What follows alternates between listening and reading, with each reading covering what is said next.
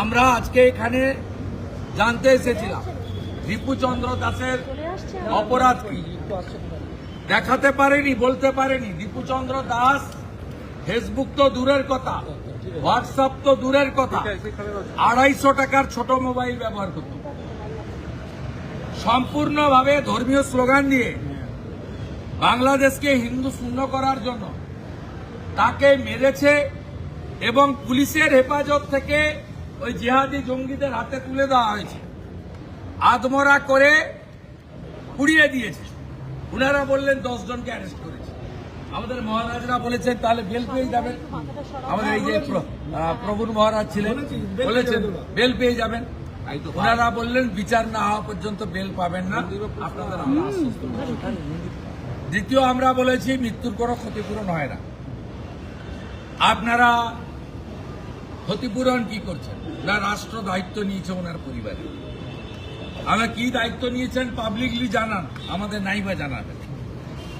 আমরা পরিষ্কার বলেছি যেটা বন্ধ হবে কবে, বন্ধ হবে কবে, হিন্দু নির্যাতন বন্ধ কবে হবে। প্রভুরা বলেছেন চিন্ময় প্রভুকে কোন অপরাধে 2 বছর জেলে রেখেছেন, 1.5 বছর। উত্তর ওনাদের লিমিটেশন আছে, ডেপুটি হাই কমিশনার কতটা উত্তর দেবে।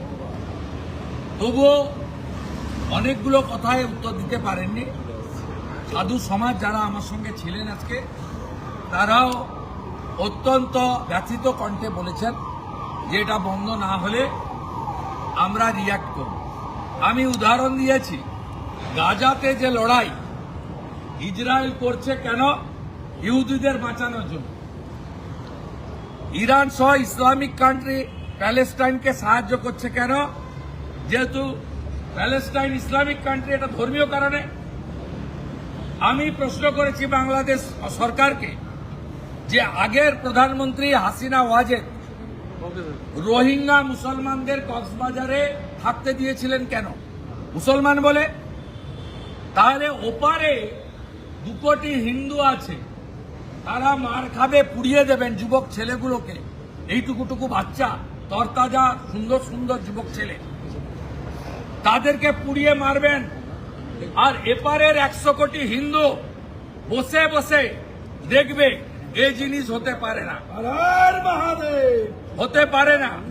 আমি আপনাকে বললাম, খালা মমতা যত প্রাচীর করে পুলিশ করে রাখুক, ব্যবস্থা যদি না নেয়, নতুন বছরে এই সবগুলোকে তুলে ফেলে দেব। যেমন যুব ভারতীতে মেসির দিন যুবকদের, ইয়াং জেনারেশনে তারা দেখেছে রাজীব কুমাররা ছুটে পালিয়েছে, আমরা এখানে দেখিয়ে দেব বলে গেলাম। আর আজকে 1000 সাধু এসেছেন, 300 নাগা সন্ন্যাসী। গঙ্গাসাগরে 5 লাখ সাধু যাবেন। গঙ্গাসাগরে স্নান করে ফেরার পরে আমি সব সাধুকে বাবুঘাট থেকে তাদেরকে পথ দেখিয়ে এখানে নিয়ে আসব। কলকাতা পুলিশের কত ক্ষমতা আছে মনোজ বার্মার, ওই দিন দেখা হবে।